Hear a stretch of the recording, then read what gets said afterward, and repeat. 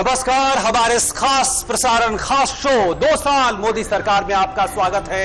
हम मुंबई नगरी में हैं। जी हां, माया नगरी जिसे कहा जाता है और जिसे देश की आर्थिक राजधानी भी कहा जाता है। और आज हम बात करेंगे कि पिछले 2 साल जो रहे हैं केंद्र सरकार के नजरिए से, जिस तरह से उम्मीदें थी, जिस तरह के वादे थे कि सबका साथ सबका विकास होगा, कि आखिर ये 2 सालों के बाद वो जो सफर शुरू हुआ था आखिर हम कहां तक पहुंचे हैं। चाहे बात कर ले किसानों की, चाहे बात कर ले गरीब गुरबों की, चाहे हम बात कर ले उद्योग जगत की, आखिर जो तमाम इनिशिएटिव, जो तमाम कोशिशें हुई हैं पिछले 2 सालों में, वो कहां तक पहुंची हैं और कितना हम सोच सकते हैं कि अच्छे दिन के हम ज्यादा करीब जा पहुंचे हैं। हम बात करेंगे। हमारे साथ 4 बेहद खास मेहमान हमारे साथ जुड़े हुए हैं और हमारे साथ जनता जनार्दन भी होंगे। और सबसे पहले हम शुरुआत करें, हमारे साथ होंगे मुख्तार अब्बास नकवी, संसदीय कार्य राज्य मंत्री। बहुत बहुत स्वागत आपका। हमारे साथ होंगे सुचिता दलाल, जानी मानी आर्थिक पत्रकार और मैनेजिंग एडिटर मनी लाइफ। हमारे साथ होंगे उदय तरलकल साहब, जाने माने अर्थशास्त्री हैं। और हमारे साथ होंगे सुनील खन्ना साहब, जो महाराष्ट्र के सीआईए की जो इकाई है उसके प्रेसिडेंट है। आप सबका बहुत बहुत स्वागत है। अगर मुख्तार साहब मैं आपसे शुरू करना चाहूं तो कई सारी कोशिशें शुरू की गई। हम जानते हैं योजनाओं की कमी नहीं है, पहल की कमी नहीं है, लेकिन 2 साल उपलब्धियों के लिहाज से कैसे देखते हैं आज आप? देखिए, सबसे इम्पोर्टेंट है कि जब हम सरकार में आए तो उस वक्त का माहौल क्या था और आज जब हम 2 साल के बाद अपनी सरकार का लेखा जोखा देने के लिए बैठे हुए हैं तो उस वक्त क्या माहौल था। जिस वक्त हम सरकार में आए उस वक्त करप्शन, स्कैम्स, भ्रष्टाचार, घोटाले, 1,86,000 करोड़ की लूट की बात होती थी, 1,76,000 करोड़ की लूट की बात होती थी, कॉमनवेल्थ होता था, एक लंबी श्रृंखला थी। हमें जो है वो जो हमें विरासत में माहौल मिला था उसको हमें करेक्ट करना था, एक हमारे सामने चुनौती। और दूसरी चुनौती कि हम विरासत में जो माहौल मिला है उस पर सियासत किए बगैर देश के लिए जो हम संकल्प करके आए हैं विकास का, उसको लेकर आगे बढ़े। इसलिए 2 साल बाद हम जब यहाँ पर चर्चा कर रहे हैं तो हमारे लेखे जोखे में आप ये नहीं डिस्कस कर रहे हैं कि आपके समय में क्या लूट हुई, क्या करप्शन हुआ, क्या घोटाला हुआ, बल्कि आप डिस्कस ये कर रहे हैं कि भाई 3 करोड़ से ज्यादा जो है वो एलपीजी कनेक्शन दिए गए, तो मुद्रा योजना में 4.25 करोड़ लोगों को लाभ मिल चुका। हम जब डिस्कस कर रहे हैं तो हम बता रहे हैं लेखे जोखे में कि भाई हमने जो है किसानों की जो है वो आय को 2 गुना करने के लिए संकल्प लेकर के आगे काम किया। हमने जो है हाईवेज की जो रफ्तार है वो तेजी के साथ आगे बढ़ा दी। आज जो है वो जीडीपी ग्रोथ जो हमें 4.6% मिली थी, आज वो हम 7.8% पे जा रहे हैं, जो कि 8% क्रॉस करने वाली है। यानी आज जो है वो देश में विकास और विश्वास दोनों का माहौल खड़ा हुआ है। और निश्चित तौर से दिल्ली के सत्ता के गलियारे से सत्ता के दलालों की नाकेबंदी हुई है और लूट लाबी में तालेबंदी हुई है। और इस नाकेबंदी और तालेबंदी का असर ये हुआ है कि करप्शन फ्री माहौल और विकास से भरपूर माहौल देश में दिखाई पड़ रहा है। जी बिल्कुल, ये इस बात से शायद ही कोई इनकार कर सकता है। सुचिता जी, मैं आपकी तरफ आना चाहूंगा कि जो एक माहौल बदला, एक बड़ी बात होती है कि सोच बदल जाना। एक हम जानते हैं कि 2 साल पहले एक निराशावादी माहौल था। ये बार बार कहा जाता था कि फैसले उस तेजी से नहीं लिए जा रहे या फैसले लेने से बचा जा रहा है। आज कम से कम देखते हैं 2 सालों में काफी सारे फैसले लिए गए। तो जो माहौल और जो सोच बदली है, कैसे इसको ओवरऑल पिछले 2 सालों में देखती है? 2 चीजें हैं। सोच तो बदली है डेफिनेटली।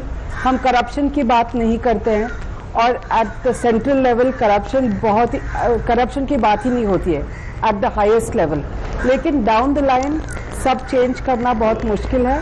तो एट द लो लेवल अभी तक सिर्फ 2 साल हुए हैं, they need more time change करने के लिए। लेकिन बहुत सारे जो स्लोगन्स है उससे एक्सपेक्टेशंस बहुत ही ज्यादा लोगों की थी, स्पेशली मिडिल क्लास लोगों की।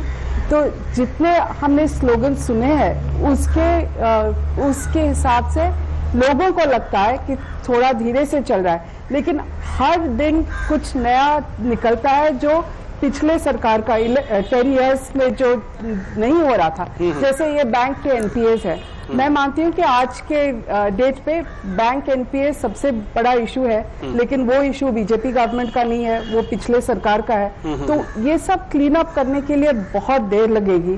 और वैसे तो सभी पॉलिटिशियंस बोलते हैं कि 5 साल के बाद उनकी एग्जाम आती है, बिल्कुल। तो सिर्फ 3 साल बाकी है, 2 साल तो खत्म हो गए, बिल्कुल। तो रफ्तार बढ़नी चाहिए। और ये भी बड़ी बात है कि 2 साल अभी पूरे हुए हैं और हम कोशिश कर रहे हैं ये समझने के लिए कि किस तरह से सफर आगे बढ़ा है। उदय जी, मैं आपसे जानना चाहूंगा, अर्थशास्त्र के लिहाज से देखा जाए और हम मुंबई नगरी में हैं तो हमें उद्योगों की और पूरे अर्थ जगत की बात करनी पड़ेगी। क्या लगता है, आंकड़े ये बताते हैं कि 40% FDI में बढ़त हो गई, पूरी दुनिया की रेटिंग एजेंसी हमें जो है बेहतर बता रही है, और पिछले 2 सालों में यह सब हुआ, और हम जानते हैं कि जो GDP रफ्तार है वो भी किस तरह से आगे बढ़ी है और उम्मीद की जा रही है आने वाले सालों में बढ़ेगी। तो कैसे आप देखते हैं 2 सालों के सफर को अर्थव्यवस्था के लिहाज से? जीडीपी ग्रोथ का पहले अगर हम लोग बात करें तो एक सिस्टम का चेंज हुआ था जीडीपी ग्रोथ में, और जिससे कहते हैं कि इनपुट आउटपुट का डिफरेंस लिया जाता है। तो कई क्षेत्रों में ऐसा दिखता है कि जैसे मैन्युफैक्चरिंग 9.5% से बढ़ी है और रियलिटी में वो 5 to 6% दिख रही है। तो लोगों को ये जानना चाहिए अर्थशास्त्र के हिसाब से कि जो कमोडिटीज की प्राइसेस जो गिर गई है और जो हिसाब से निगेटिव WPI इन्फ्लेशन है और पॉजिटिव टू सर्टेन एक्सटेंट जो कंज्यूमर इंडेक्स है, तो उसके गैप के हिसाब से हमको महसूस नहीं हो रहा है। अगर अभी ये क्रिकेट का माहौल चलता है तो अगर उससे आप कल्पना करेगा ये 5 साल का अगर अपना दौर है तो 20 ओवर अभी हुए हैं। लेकिन अगर इसको ऐसे हम समझना चाहें कि जिस तरह से सोच बदली है, जिस तरह से रुझान बढ़ा है, जिस तरह से पूंजी आ रही है, वैश्विक अर्थव्यवस्था की स्थिति को देखते हुए, चाइना की स्थिति को देखते हुए, उस मायने में लगता है, उस मायने में आपको लगता है कि सफर आगे बढ़ा है? यहाँ पे बड़ी अपॉर्चुनिटी हमारे लिए है, जैसे चाइना का आपने जिक्र किया और इवन यूरोपियन कंट्रीज जिस तरह से they are going in lying low, तो उस हिसाब से आपको अगर देखना पड़ेगा कि लेबर ओरिएंटेड यूनिट्स उसको ज्यादा, जैसे एसएमईज को ज्यादा से कंसंट्रेट करे, जो अभी ऑलरेडी हो रहा है stand up India, digital India, तो उसके हिसाब से एक्सपोर्ट पे कंसंट्रेट करने की बहुत जरूरत पड़ेगी to take advantage of that global situation.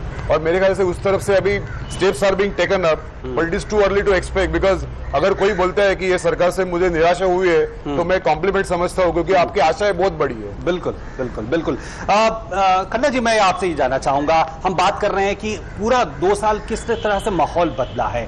हमने बड़ी बात की थी इससे पहले कि सुधार होंगे अर्थव्यवस्थाओं में, जो अलग अलग उसके क्षेत्र हैं। हमने देखा जिस तरह से FDI कई क्षेत्रों में बढ़ाया गया, चाहे बीमा की बात हो, डिफेंस की बात हो, रेलवे की बात हो। हम जानते हैं ईज ऑफ डूइंग बिजनेस की बड़ी चर्चा हुई थी, उसमें भी कई स्टेप्स लिए गए। तो आपका क्या आकलन है पिछले 2 सालों का?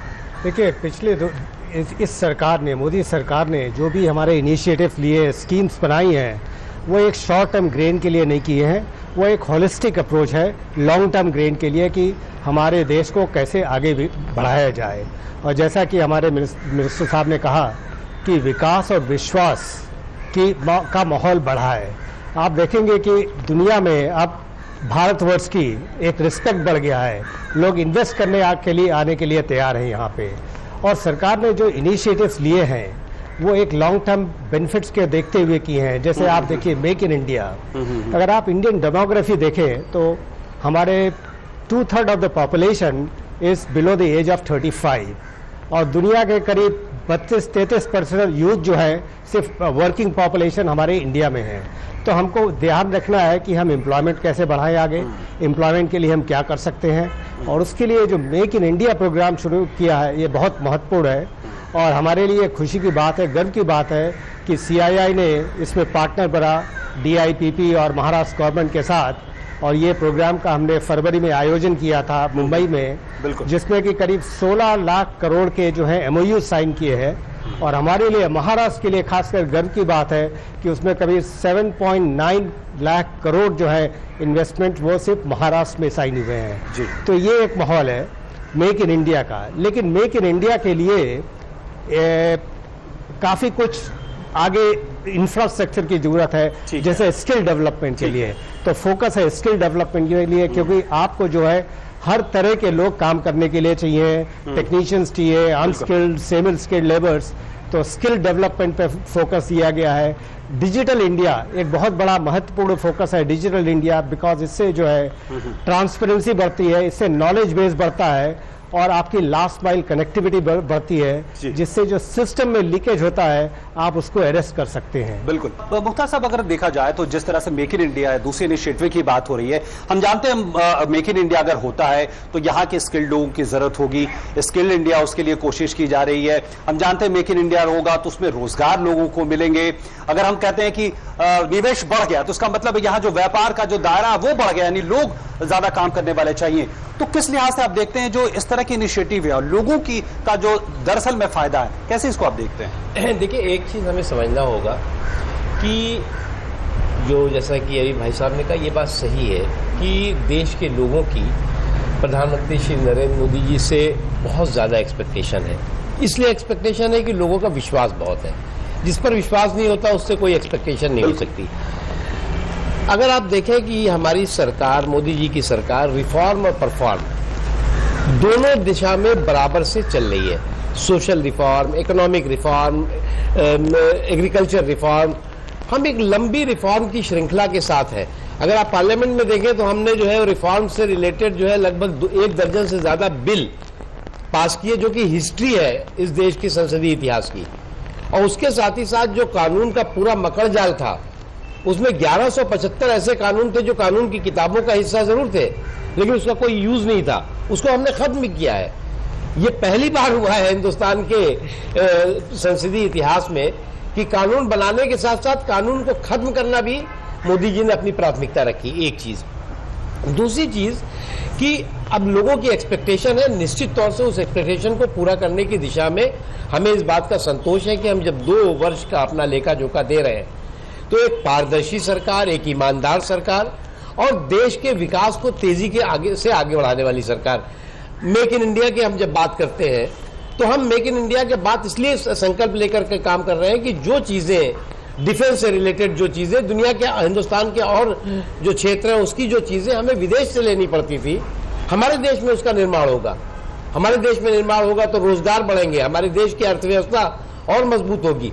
और नेतृत्व के विश्वास का ही ये नतीजा है कि पूरी दुनिया में आर्थिक तंगी है, आर्थिक मंदी है, लेकिन भारत पर आर्थिक तंगी और मंदी का असर नहीं पड़ने पाया। ये लीडरशिप का करिश्मा है। अमेरिका जब आर्थिक तंगी से परेशान है, चाइना जब आर्थिक तंगी से परेशान है, तो ये लोगों का विश्वास है, और न केवल भारत के लोगों का बल्कि दुनिया का विश्वास है कि नरेंद्र मोदी का एक ऐसा नेतृत्व है जो किसी भी आर्थिक तंगी और मंदी को इस देश में नहीं पनपने देगा। तो ये बहुत बड़ी बात है। बिल्कुल, ये हम सबके लिए, जब हम ये यहाँ बात कर रहे हैं तो आप सब लोग कह रहे हैं कि साहब हमारी इकोनॉमी जो है वो बहुत विपरीत परिस्थितियों में भी मजबूत रही। आपने जब कहा कि देश में कम से कम 2 साल में कोई करप्शन से रिलेटेड इशू नहीं आया, तो हमें तो विरासत में करप्शन मिला था, घोटालों का घंटाघर मिला था। तो हम तो उससे मुक्त किया हमने देश को और विकास के रास्ते पे ले गए। जी बिल्कुल। सुशीला जी, एक बात इसी को आगे बढ़ाते हुए अगर हम देखें कि एक बात कही जाती है कि जो कदम उठाए गए उसके असर शायद काफी समय के बाद मिलेंगे, शायद 5 साल हो जाएंगे, उसके बाद दिखेंगे, 10 साल बाद हो जाएंगे, उसके बाद दिखेंगे। इस तरह के इनिशिएटिव लिए जाते हैं और इस विश्वास के साथ कि अल्टीमेटली अंततः आखिर लोगों का फायदा होगा। लेकिन जो स्टेप्स लिए गए, आपको लगता है क्या क्या महत्वपूर्ण ऐसी योजनाएं जिस पर आप नजर डालना चाहेंगे? चाहे हम बात कर ले ईज ऑफ डूइंग बिजनेस की बात कर ले, या हम बात कर ले जो मेक इन इंडिया इनिशिएटिव है उसके तहत जिस तरह से पूरी दुनिया से एक तरह का रुझान दिखा और प्रधानमंत्री खुद आगे बढ़ के उन्होंने इसको लीड किया। ओके, 2 चीजें हैं। मैं तो जर्नलिस्ट हूं तो मेरा जॉब है थोड़ा ऑब्जेक्टिवली क्रिटिसाइज करना। तो मैं कहती हूँ कि ये गवर्नमेंट को बहुत एडवांटेज भी था। कमोडिटी प्राइसेस बहुत लो थे, पेट्रोलियम प्राइसेस बहुत लो है, तो ये सबका फर्स्ट 2 इयर्स में एडवांटेज था। और इनका फोकस इतना था लॉ चेंज करने में, और पार्लियामेंट तो चलने नहीं देते थे ऑपोजिशन पार्टीज, तो इसलिए उनका बहुत टाइम वेस्ट हो गया। और मेरे हिसाब से जो पहला बजट, फर्स्ट 2 बजट्स में और थोड़ा काम अगर करते थे, क्योंकि सिर्फ 5 साल है और अगले 3 साल में अगर कमोडिटी प्राइसेस बढ़ने लगी तो there is going to be a problem. अपने को हम बहुत कुछ प्लान कर सकते हैं, लेकिन everything doesn't move according to our plans. तो जब तक रिफॉर्म्स रोल आउट हो जाएंगे तभी कमोडिटी प्राइसेस भी बढ़ने शायद लगेगी बाय 2019। गवर्नमेंट को इसके बारे में सोचना चाहिए। ईज ऑफ डूइंग बिजनेस अभी तक at the lower level change नहीं हुआ है, लोअर लेवल में करप्शन उतना ही है, एक्सटॉर्शन उतना ही है, तो वहां पे भी गवर्नमेंट को फोकस करना है। एट द टॉप लेवल बहुत अच्छा है, वंडरफुल, लेकिन डाउन द लाइन जो आदमी ठेला लेके केला बेचता है उसको वही सेम अमाउंट ऑफ ब्राइब्स देनी पड़ती है, वहां पे कुछ चेंज हुआ नहीं है और वो लोग जाके हमसे ज्यादा वोट करते हैं, तो गवर्नमेंट को इसके बारे में भी सोचना चाहिए। इसमें एक चीज जो तुलना जी ने कहा, ये बात मैं बताऊं कि करप्शन जो है हमेशा ऊपर से नीचे जाता है, नीचे से ऊपर नहीं जाता। तो ऊपर जो है वो एक साफ सुथरी, पारदर्शी और एक ईमानदार सरकार है। और जो बात एक बहुत इम्पोर्टेंट है, जो बात आपने कही कि पूरी दुनिया में क्रूड ऑयल का या कच्चे तेलों का दाम घटा है, इसलिए भारत में, तो हमारे यहाँ भी घटा है, दुनिया के और हिस्सों में भी घटा है, लेकिन दुनिया के और हिस्सों को इसका फायदा नहीं हुआ।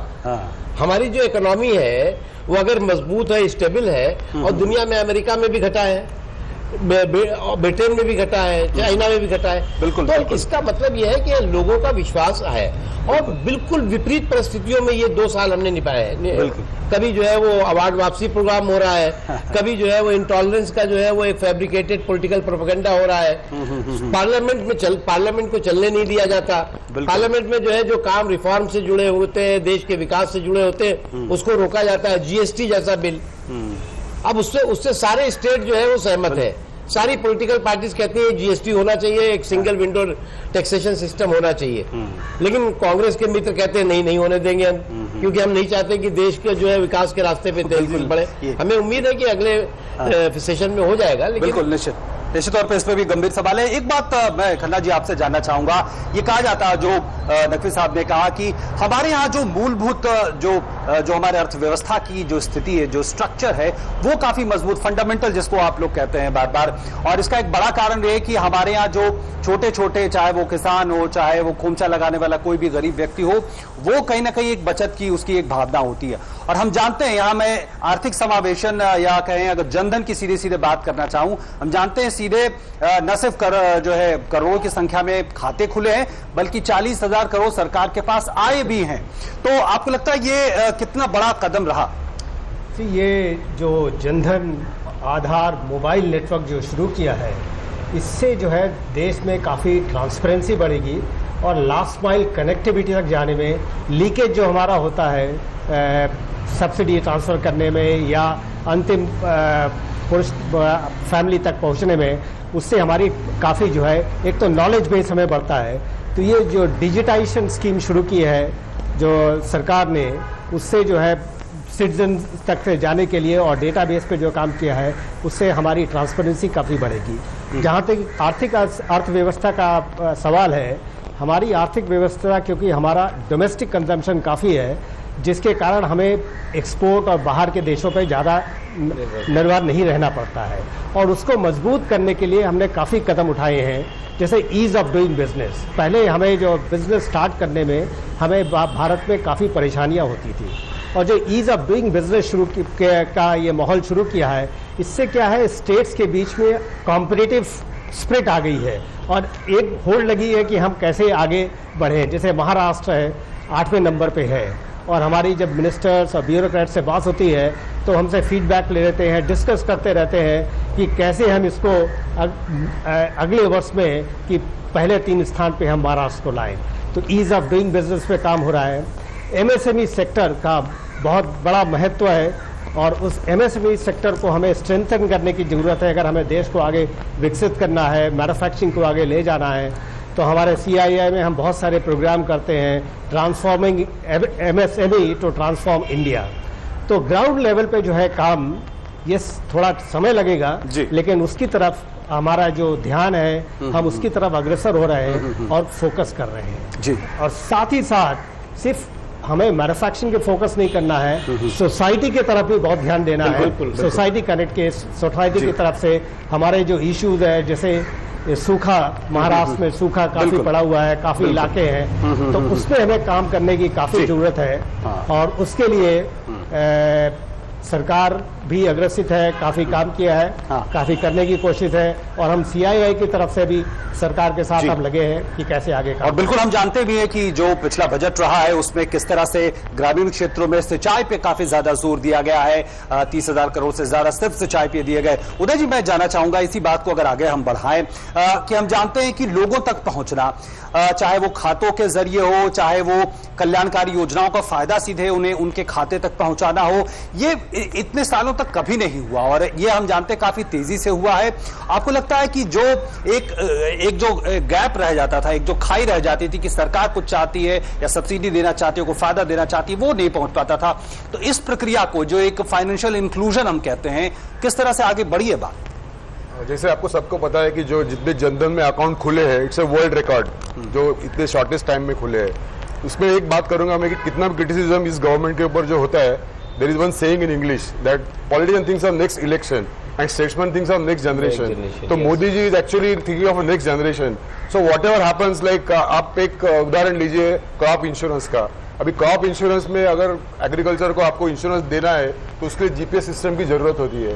तो एक जगह पे इट्स टू एक्सट्रीम्स कि आपके यहाँ पानी नहीं है और आपका सैटेलाइट जा रहा है for GPS which we are deprived.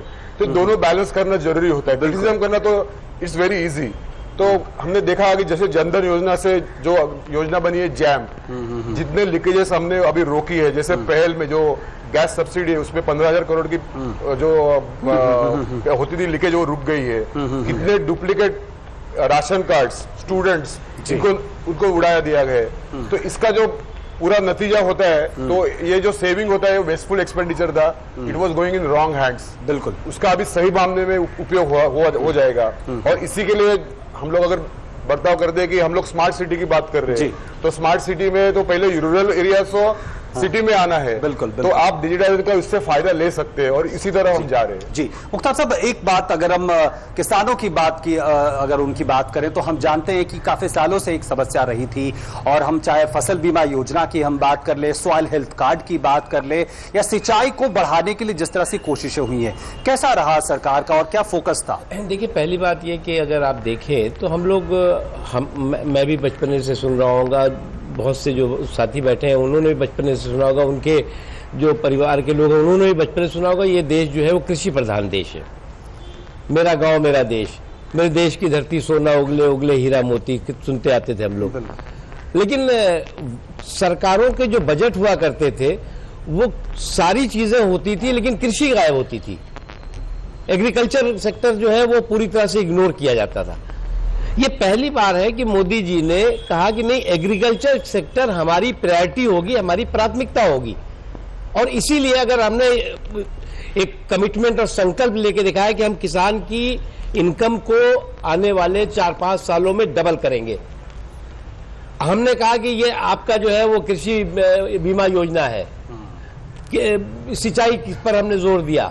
उसके अलावा जो है सॉइल हेल्थ कार्ड वगैरह, एक पूरे की पूरी एक योजनाबद्ध तरीके से कृषि के क्षेत्र को पूरी मजबूती के साथ मजबूत करना और मेरे देश की धरती सोना उगले उगले हीरा मोती की का जो कभी कोई गीत था उसको सच बनाना। उसके लिए जो है आज हमें इच्छा शक्ति के साथ साथ उस पर जो है उसको प्राथमिकता देने की जरूरत है, जिसको कि प्रधानमंत्री मोदी जी ने दिया है और जिसके बारे में भी अभी आपने कहा। जी बिल्कुल। I just want to add one point which is that ये जो काम किया है बहुत ही वंडरफुल है, लेकिन फार्मर को अल्टीमेटली एक ही चीज से मतलब है, विच इज रियलाइजेशन। आज के ही पेपर में हमने सुना कि एक फार्मर ने छोटे अनियंस 50 पैसे में बेचने पड़े उनको। ज्योग्राफिकली अगर मार्केट्स नहीं कनेक्ट करते तो फार्मर्स को रियलाइजेशन मिलना चाहिए और middleman have to be removed. अगर वो नहीं होगा, और उस पे अभी तक काम ज्यादा हुआ नहीं है, एग्रीकल्चर प्रोड्यूस मार्केट्स जो रोकते हैं और मिडिलमैन पैसा लेते हैं, वो कम होके फार्मर्स को मिलना चाहिए। और ये डिजिटल इंडिया का काम है, because digitally people can be connected. कोशिश भी शुरू हुई है। कोशिश कर रहे हैं हमने कृषक बाजार, किसानों का खुद का बाजार, जिससे कि जो है वो लोग जो है वो सीधे उस बाजार से कनेक्ट कर सके। और जो आपने कहा कि जो उनकी उपज है उसको जो है वो मंडी में लेकर के घूमना ना पड़े, वो सीधे दे सके, एक चीज। दूसरी चीज, हमने ग्राम पंचायतों को का जो है वो एम्पावरमेंट और सशक्तिकरण किया है। सीधे हम ग्राम पंचायतों को एक साल में 80 लाख रुपया देने जा रहे हैं। ये अपने आप में बहुत बड़ी बात है। ग्राम पंचायत को या उस गांव के लोगों को किसी और के पास हाथ फैलाने की जरूरत नहीं पड़ेगी, सीधे ग्राम प्रधान के पास जाएगा कि भैया हमारे खेत में, हमारे गांव में, हमारे इलाके में ये पानी चाहिए, ये बिजली चाहिए, ये सारी चीजें चाहिए। उसके अलावा बिजली, हम सारे गांव में बिजली पहुंचा रहे हैं। लगभग 7,500 से ज्यादा गांव में अब तक हम पहुंचा चुके हैं और आने वाले दिनों में हमारा संकल्प है कि कोई भी गांव बिजली से के बिना न रहे। ये अपने आप में एक बहुत बड़ा रिवोल्यूशन है, एक बहुत बड़ी क्रांति है जिसका असर दिख रहा है और दिखेगा। बिल्कुल, और ये समयबद्ध तरीके से जिस तरह से लक्ष्य है कि जो तमाम गांव हैं 1 मई 2018 तक सब जगह विद्युतीकरण हो जाएगा, बिजली पहुंच जाएगी। और जिस तरह से बात हो रही कि सस्ते उत्पाद किसानों को बेचने पड़ते हैं और शायद इसीलिए ई मंडी का कॉन्सेप्ट आया, उसकी शुरुआत हुई है। आने वाले वक्त में उम्मीद करेंगे कि इसका असर हो। फिलहाल यहाँ पे हम रुक रहे हैं एक छोटे से ब्रेक के लिए। ब्रेक के बाद जब लौटेंगे तो हम बात करेंगे जनता जनार्दन से, वो क्या कहना चाहते हैं, किस तरह का उनका अनुभव रहा है और क्या उम्मीदें रही हैं, उस पर बात करेंगे। रुक रहे हैं एक छोटे से ब्रेक के लिए।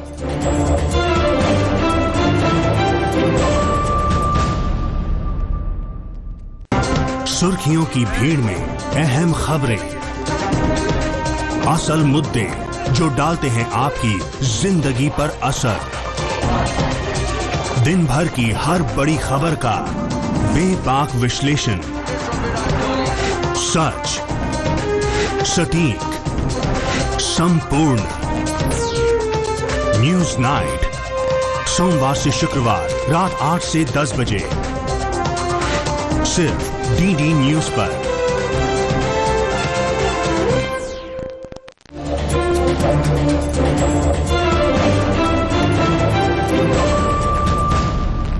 और एक बार फिर से आपका स्वागत हमारे इस खास कार्यक्रम 2 साल मोदी सरकार। हम मुंबई में हैं और हम तमाम मुद्दों पर बातचीत कर रहे हैं, लेकिन लोग क्या सोचते हैं, जनता क्या सोचती है, हम सीधे लोगों से बात करने की कोशिश करेंगे। किस तरह की उनकी उम्मीदें रही हैं, आप लोगों में आप कुछ पूछना चाहते हैं, किस तरह क्या आपका अनुभव रहा है अब तक? मोदी जी ने 2 साल में जो काम किया है उसके हमको बहुत भरोसा है। लेकिन मेरा एक नकवी साहब के सवाल है कि मोदी जी ने कहा था कि 2 साल में 2022 में गरीबों को मुफ्त में घर मिलेंगे, वो योजना कब से शुरू करेंगे आप? जी बिल्कुल, 2022 की बात आपने की है, लेकिन हम 2022 तक इंतजार नहीं करेंगे। हर व्यक्ति को घर मिले, 3R, रोजी रोटी रेजिडेंस, ये हमारा संकल्प है कि इस 3R के लिए कि हर व्यक्ति को रोजी, हर व्यक्ति को रोटी और हर व्यक्ति को मकान। और उसके लिए जो है वो हमने प्रोसेस शुरू किया है, प्रक्रिया शुरू की है, काफी हद तक उसमें सफलता मिली है और उम्मीद है कि आगे हमने कमिटमेंट किया उसको हम पूरा करें। जो बिल्कुल हाउसिंग फॉर ऑल, इसकी काफी चर्चा है और 2022 तक इसका लक्ष्य रखा गया है। हमारे साथ एक महिला है, ये आप खड़े हो जाएं, ये बताएं कि एक महिला के नाते जिस तरह का अनुभव रहा है आपका, जिस तरह की कोशिशें हुई, कैसे देखती हैं? हमारे देश के प्रतिष्ठित और टैलेंटेड नौजवान पीढ़ी विदेश में जाके बैठे हुए हैं हाई सैलरी की लालच में, और धीरे धीरे वो लोग वहीं पर सेटल हो जाते हैं। तो क्या आपके पास ऐसी कोई योजना है या कोई प्लानिंग है कि हमारे देश का टैलेंट हमारे ही देश में रहे, उनको अच्छी सैलरी आप खुद ही प्रदान करें? कई देशों में ऐसे कोई योजना है, ग्रेजुएशन के बाद उनको 2 साल या 1 साल के लिए गवर्नमेंट को सर्व करना पड़ता है या कंट्री के लिए सर्व करना पड़ता है। तो अपने देश में ऐसा कुछ योजना आप या ऐसी कुछ स्कीम लाएंगे जो ग्रेजुएशन के बाद युवाओं को देश की सेवा करने का मौका मिले, उसके लिए उनको कुछ स्टाइपेंड मिले या ऐसा? ठीक है, मुझे माननीय मंत्री जी से पूछना था कि अभी मंत्री जी ने बोला कि 80 लाख हम गांव में ग्राम प्रधानों को फंड दिया जाएगा। क्या आपको लगता है 80 लाख आप दोगे तो क्या लोगों तक वो फंड पहुंचेगा? आपको मैं बताना चाहता हूं मंत्री जी कि हर ग्राम सभा में जो लोहिया ग्राम है, वहां पे जो मूलभूत सुविधा है वो वहां के जो प्रधान हैं वो किसको देते हैं, किसको दिया जाता है? आप उस पर इंक्वायरी कर सकते हैं क्या? जी लाइए। युवाओं से जुड़े सवाल आ रहे हैं, नकवी साहब आप ही से सारे सवाल हैं, बताएं क्या कहना चाहें? देखिए, पहली बात जो अभी हमारी बहन ने कहा कि हमारे नौजवान यहाँ पढ़ते हैं और विदेश में चले जाते हैं, नौकरियां करते हैं और वहाँ सेटल्ड हो जाते हैं। ये बात सही है, इसमें कहीं कोई इसका विरोध है, इसके बारे में कोई हम कंट्रडिक्शन कर ही नहीं सकते। ये सच है कि हिंदुस्तान में रोजगार के अवसर बहुत कम होते गए और उसका एक मुख्य कारण ये था कि इस देश में हमारा प्रोडक्शन, जो अभी तो तमाम हमारे अर्थशास्त्री बैठे हुए हैं, जो पूरा के पूरा जो उत्पादन की क्षमता थी, उत्पादन का केंद्र था, वो जीरो होता गया। आज जब मोदी जी ने मेक इन इंडिया की बात करी तो इसलिए की है कि उन नौजवान को जो टैलेंटेड है, जो इसका टैलेंट जो है वो चला जाता है विदेशों में, वो यहाँ रहना चाहिए और यहाँ रह करके हम निर्माण भारत में करें और पूरी दुनिया को हम देंगे। अभी क्या होता है, चाइना निर्माण करता है, अमेरिका निर्माण करता है, दुनिया के और जर्मनी, जापान, वहां निर्माण होता है और हमारे देश में आता है।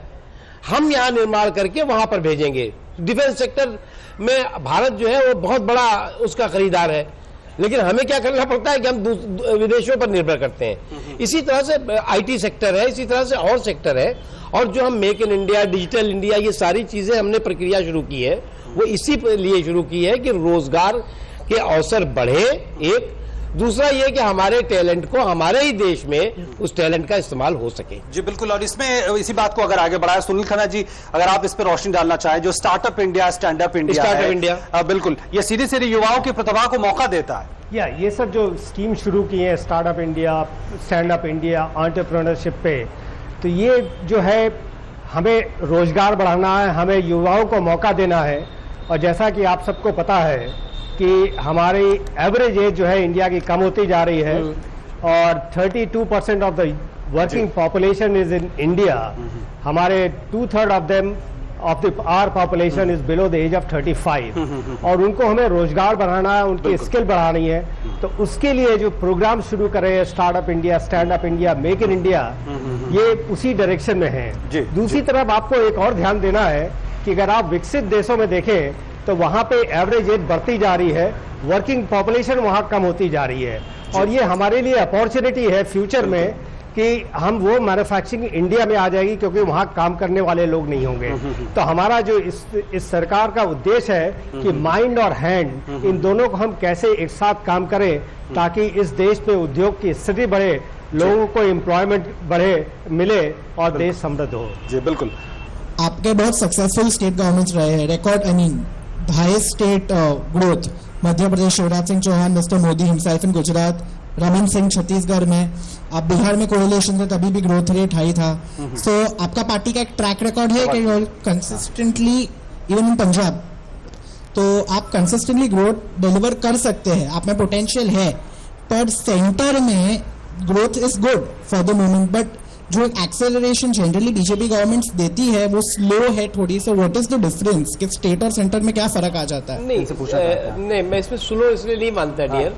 क्या है कि मैंने अभी शुरू में जो बताया कि हम जब पावर में आए तो हमारे सामने बहुत निगेटिव सर्कमस्टेंसेस थे। आप जीडीपी से लेकर के और देश के बारे में परसेप्शन और देश का माहौल वो बहुत निगेटिविटी से भरा हुआ था। हमारे देश की तरफ कोई, दुनिया का कोई भी देश देखना पसंद नहीं करता था। आने की बात, यहाँ पर इन्वेस्ट करने की बात तो बहुत दूर है। जो उदारवाद की बात हो रही थी वो उदारवाद में बदल गई थी। जब बच्चा पैदा हो रहा था तो 20,000 रुपए का कर्ज लेकर अपने सर पे पैदा हो रहा था। एक बहुत निगेटिव माहौल था। हमने उस विरासत पे सियासत किए बिना उस निगेटिव माहौल को करेक्ट किया और करेक्ट करके देश में एक पॉजिटिव माहौल बनाया। हमें दोहरा काम करना पड़ा और तीसरा काम यह करना पड़ा कि इसी बीच में हमारे खिलाफ एक नकारात्मक प्रचार और अभियान भी चला। आपने देखा होगा कि पूरा देश में मोहनजोदड़ो, हड़प्पा की खुदाई से निकाल के अवार्ड भी वापस किए जा रहे थे। अंग्रेजों ने दिए सन 1920 में उनको अवार्ड और मोदी जी को वापस कर रहे थे कि ले जाओ भैया वापस। मोदी जी ने दिए नहीं और मोदी जी से वापस कर रहे थे। उसी तरह से तमाम और जेएनयू की घटना आपने देखी। तो एक नेगेटिव माहौल लगातार बनाने की कोशिश की। मोदी जी को कोई हनीमून पीरियड नहीं मिला। बिल्कुल, उन्होंने बिना रुके, बिना थके हुए आगे काम करते गए और उसका नतीजा है कि आज अगर आप देखें तो पूरी दुनिया जो है वो देश की तरफ बहुत सकारात्मक दृष्टि से देख रही है। एक भ्रष्टाचार मुक्त विकास युक्त माहौल बना है इस देश में। बिल्कुल, और एक बात पे और ध्यान देना होगा कि इस वक्त एफडीआई के मामले में हमने सबको पछाड़ के, चीन को भी पछाड़ के नंबर 1 बन चुके हैं। हमारे साथ एक और युवा हैं, आप क्या कहना चाहते हैं? नमस्ते, मेरा सवाल नकवी जी से है। सर, मेरा ये प्रश्न है कि अभी प्लानिंग कमीशन जो है उसे तो बंद किया है, लेकिन अभी हाल ही में एक खबर आई है कि 15 ईयर विजन डॉक्यूमेंट होगा। वो किस प्रकार का डॉक्यूमेंट होगा, उस पर आप थोड़ा प्रकाश डालेंगे? बहुत सारे मिनिस्ट्रीज है, जैसे सुरेश प्रभु जी है, सुषमा स्वराज जी है, नितिन गडकरी जी है, काफी अच्छा काम कर रहे हैं। If you see agriculture sector is a backbone of India. मुझे नकवी से ये सवाल है कि वाजपेयी जी का जो सपना था नदी जोड़ प्रकल्प जिसे हमने सुना रहेगा, उसके बारे में प्रैक्टिकली नरेंद्र मोदी जी की सरकार का अभी क्या स्टेप है? Because if you see Rajasthan, Maharashtra, Madhya Pradesh, बहुत सारे state they are declaring drought. तो मुझे ये जानना है कि प्रैक्टिकली क्या कर रहे हैं। देखिए, दोनों काफी गंभीर सवाल है जी। हाँ, देखिए, एक चीज जो अभी आपने विजन डॉक्यूमेंट के लिए किया, देखिए पॉलिटिकल पार्टीज जब इलेक्शन लड़ती हैं तो अपनी अपनी पार्टियों का इलेक्शन मैनिफेस्टो और विजन डॉक्यूमेंट जारी करती है। ये पहली बार है कि सरकार जो है विजन डॉक्यूमेंट की तरफ जा रही है। 15 साल बिजली, हाँ 15 साल का विजन डॉक्यूमेंट, बिजली, सड़क, पानी, लोगों के सरोकार से जुड़े हुए सवाल, उनको लेकर के हमारी क्या योजना है, हमारा क्या कंसेप्ट है, और उस कंसेप्ट को हम लोगों के बीच, और लोगों का क्या उसमें सुझाव हो सकता है, आप जैसे महान अर्थशास्त्रियों का क्या उसमें सुझाव हो सकता है, इस दिशा में हम चल रहे हैं। एक नदी आप आगे बताएंगे। बिल्कुल उदय जी। जो बिजली पानी सड़क का इन्होंने जिक्र किया मंत्री साहब ने, तो बिजली पे आप देखोगे तो जो डेफिसिट है it has come down to 1.2%। और सड़क आप जो अभी इन्होंने जिक्र किया कि गडकरी जी है या तो सुरेश प्रभु जी है, जो हिसाब से काम चल रहा है इंफ्रास्ट्रक्चर बिल्डिंग का, और कमी थोड़ी पानी की है। और 2 साल हमने देखा तो जो नेचर हमारे ऊपर इतना उसका फेवर नहीं हुआ, हो सकता है अगले साल में जो अच्छी जो बारिश आ गई तो ये सब का हल अपने पास आ जाएगा। मैं इस पे और थोड़ा ऐड करना चाहूँगा, जहाँ पानी की बात की है।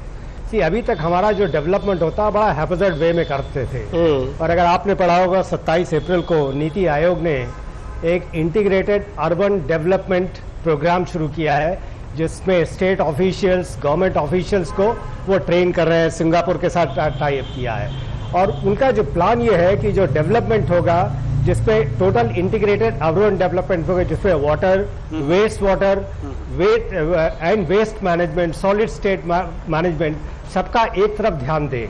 और जहाँ तक पानी की बात है, पानी पे हमारे देश में अगर आप देखें तो 23% of the water is used by 64% land, और 80% of the fresh water is used for agriculture, जिस पे हमें ध्यान देना है कि कैसे हम जो वेस्ट वाटर को जो है उसको एग्रीकल्चर के लिए यूज करें, और फ्रेश वाटर जो है ड्रिंकिंग और बाकी पर्पस के लिए यूज करें।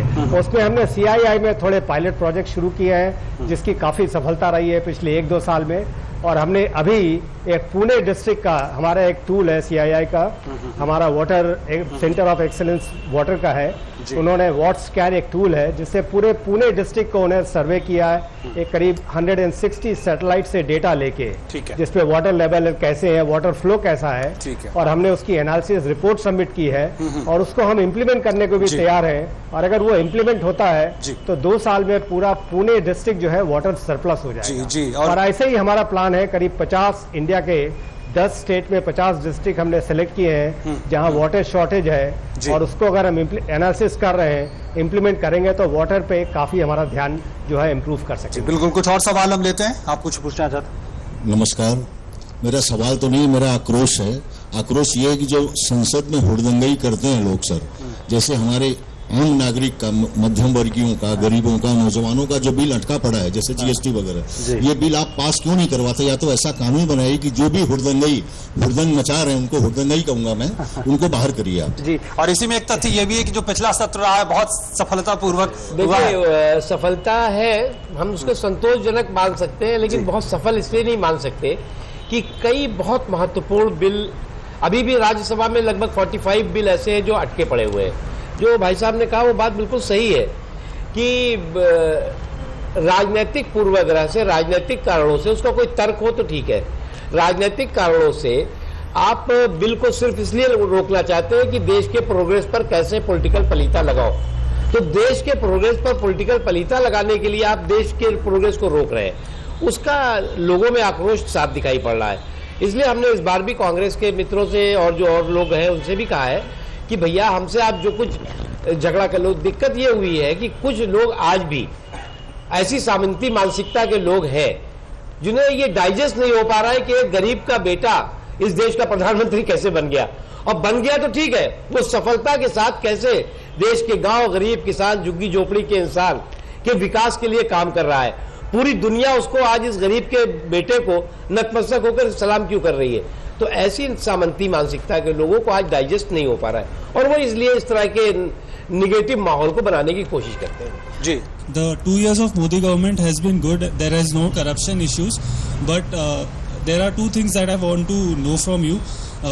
There was some promises of bringing back black money, and so many economic defaulters have fled the country. So the government, what is the government going to do to bring them back? Naqvi साहब से मेरा ये सवाल है कि स्वच्छ भारत अभियान जिस तरीके से शुरू किया गया था मोदी जी के द्वारा और बहुत सारे ब्रांड एम्बेसडर्स वगैरह जो अपॉइंट किए गए थे उससे रिलेटेड, बट अब वो जो अभियान है एक ठंडे बस्ते में जाते दिख रहा है, तो उसके ऊपर आपका क्या विचार है, ये मैं कहना चाहूँगा। देखिए, मैंने अभी शुरू में कहा था कि रिफॉर्म, तो जो ये सोशल रिफॉर्म से जुड़े हुए जो स्वच्छ भारत अभियान है, कोई नहीं सोच सकता था कि एक प्रधानमंत्री को क्या मतलब है कि वो झाड़ू लगा के और कहें कि साहब स्वच्छता करो।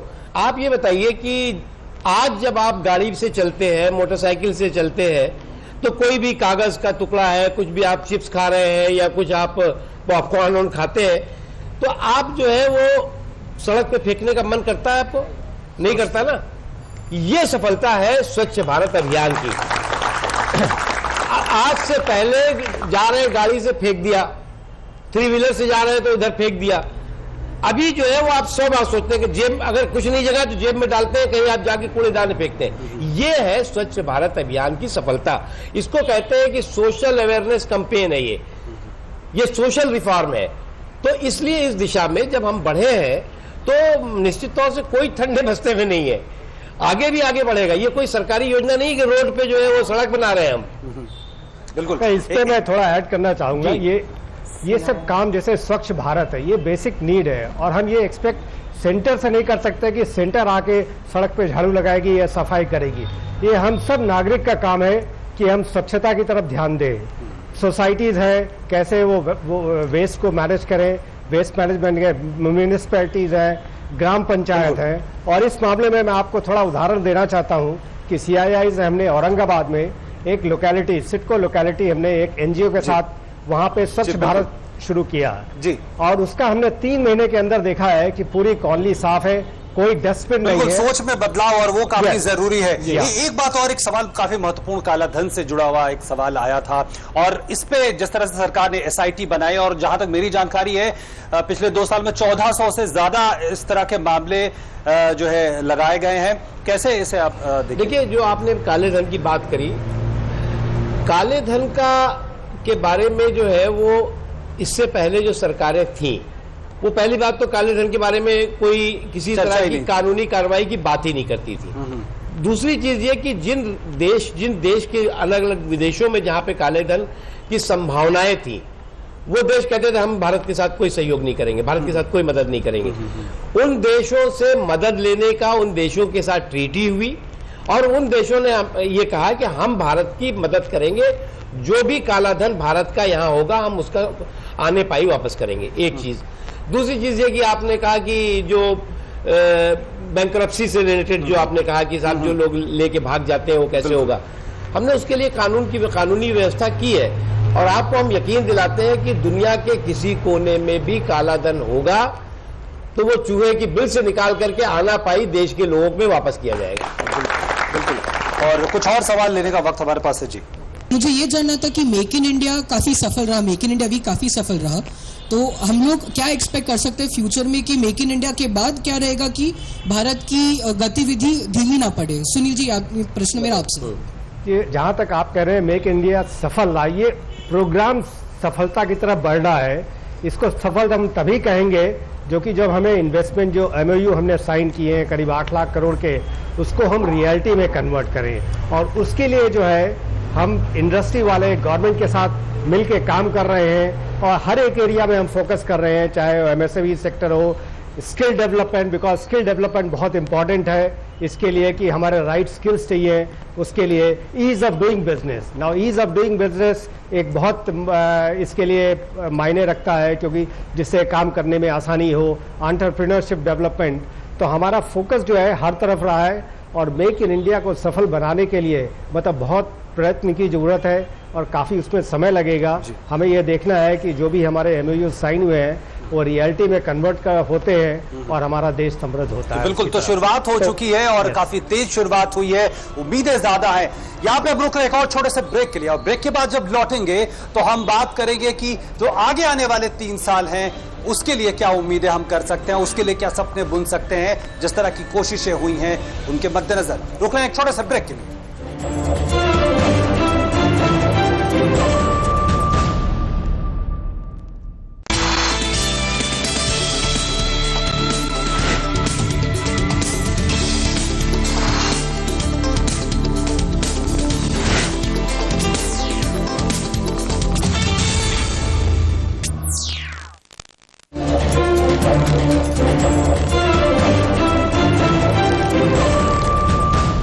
ब्रेक के बाद एक बार फिर से आपका स्वागत है। हम हैं मुंबई में और हम बात कर रहे हैं 2 साल मोदी सरकार और किस तरह से ये सफर रहा अभी तक हमने ये जाना, और देखते हैं कि आगे आने वाले सालों में किस तरह की उम्मीद है। सुचिता जी, आप लगातार बात कर रही थी कि जिस तरह से कदम है वो ऐसे कदम है जो एक लंबे समय के बाद जाकर परिणाम देंगे।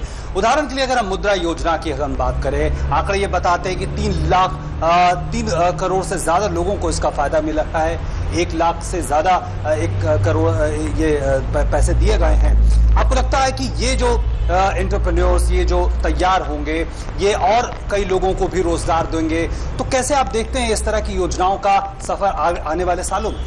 एज ए जर्नलिस्ट मैं सिर्फ आंकड़ों के हिसाब से सक्सेस नहीं काउंट कर सकती। अभी तक तो सिर्फ लोन्स मिले हैं, इनके बिजनेस कितने सक्सेसफुल होते हैं हमको अभी तक देखना है। मुझे लगता है honest opinion, ease of doing business में और बहुत कुछ करना है।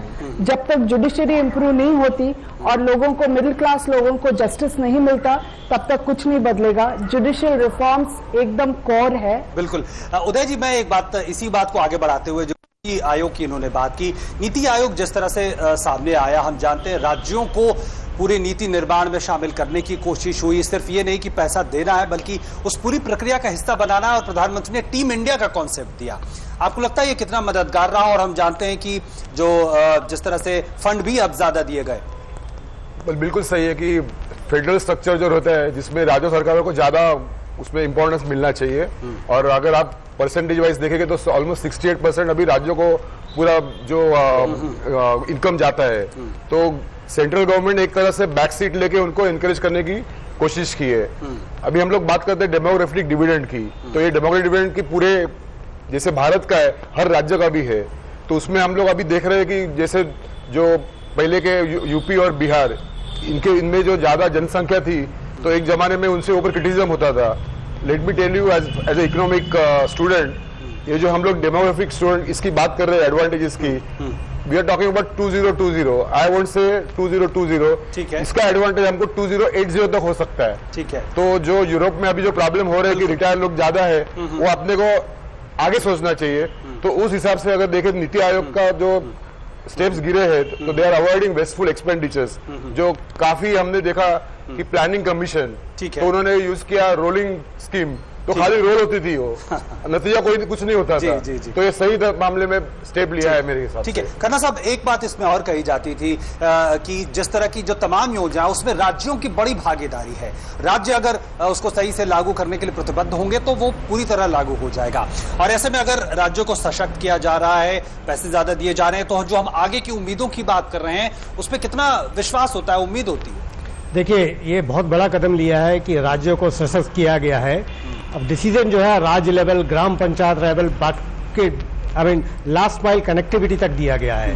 अब आप देखिए कुछ स्टेट्स हैं उन्होंने इसमें बढ़त ली है, जैसे आपके लेबर रिफॉर्म है, राजस्थान है, तमिलनाडु है, मध्य प्रदेश, इन्होंने लेबर रिफॉर्म किया है, तमिलनाडु ने लैंड रिफॉर्म किया है।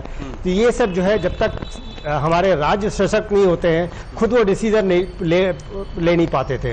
तो अब उनको सशक्त किया गया है और वो अपना भविष्य कहाँ आगे ले जाना है वो उनके ऊपर छोड़ दिया गया है, और उनके अपने चैलेंजेस हैं, अपने इश्यूज हैं, उनको ध्यान में रखते हुए वो राज्य को आगे बढ़ाने की कोशिश कर सकते हैं जी। तो ये सशक्त होना जो है बहुत जरूरी था, जो कि इस हमारे सरकार ने किया है।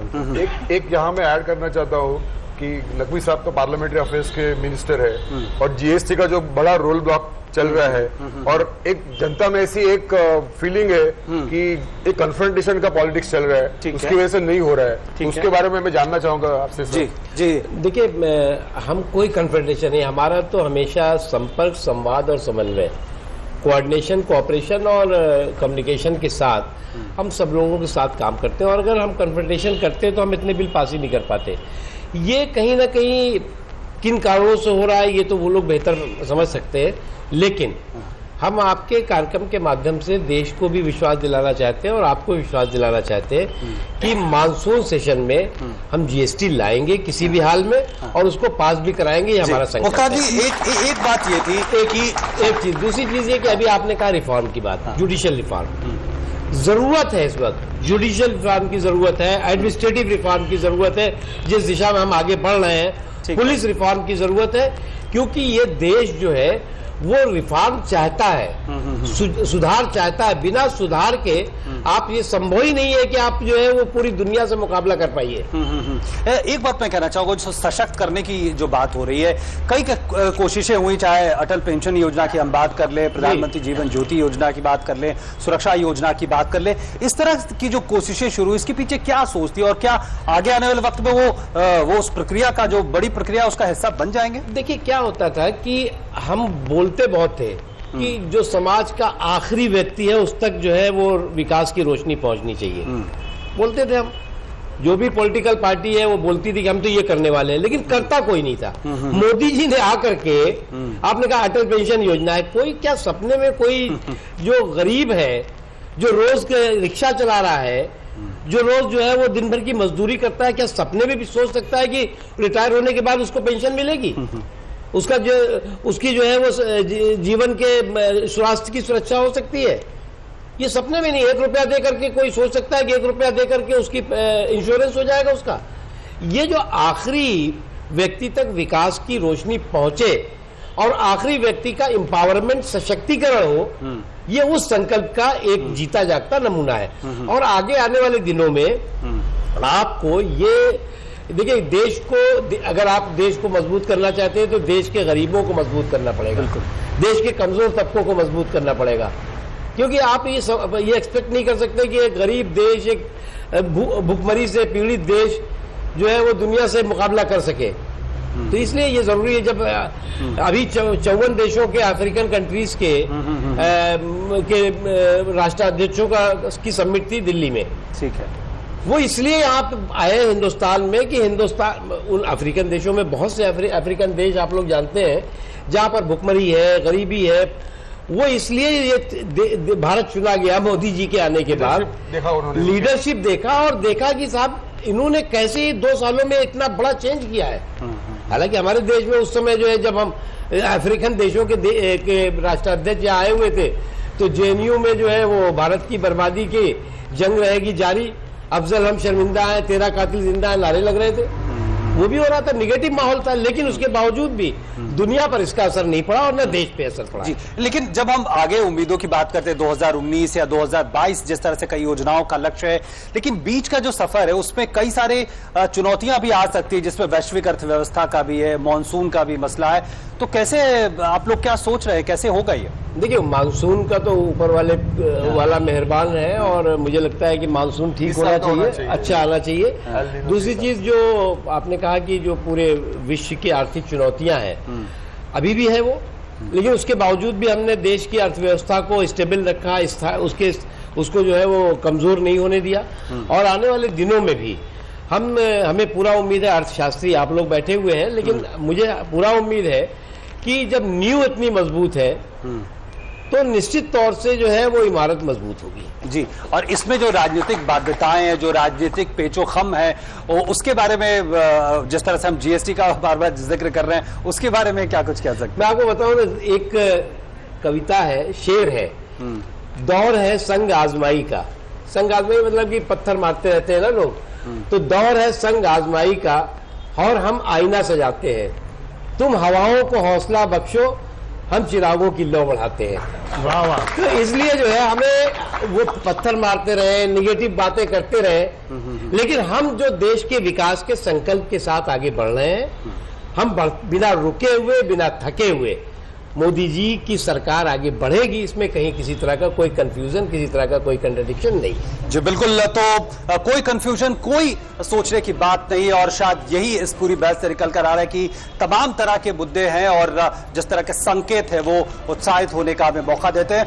बहुत बहुत धन्यवाद। हमारे इस आज के कार्यक्रम इतना ही। मुख्तार जी आपका, सुचिता जी आपका, उदय जी आपका, सुनील जी आपका, और तमाम जो हमारे जो यहाँ पे लोग जो आज युवा भी हैं और तमाम आयु वर्ग के लोग हैं, सबका बहुत बहुत धन्यवाद।